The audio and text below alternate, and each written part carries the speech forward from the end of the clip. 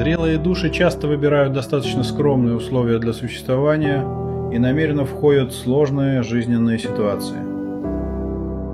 Чем больше боли и трудностей приходится испытывать в детстве, тем больше шансов расширить свои способности в будущем. Сложности являются побуждающим катализатором для внутреннего роста.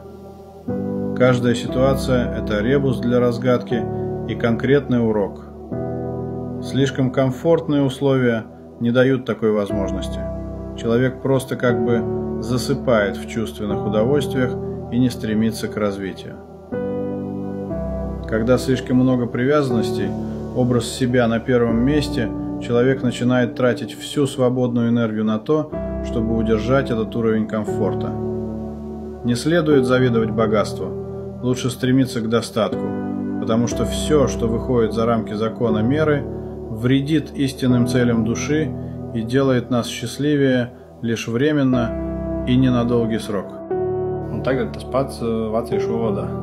Pieaugušās dvēseles bieži izvēlas pietiekami pieticīgus dzīves apstākļus un apzināti iesaistās sarežģītās dzīves situācijās. Jo vairāk sāpju un grūtību nāks piedzīvot bērnībā, jo lielākas ir izredzes paplašināt savas spējas nākotnē. Grūtības ir stimuls iekšējai izaugsmē. Katra situācija ir mīkla, kas jāatmin un konkrēta mācība.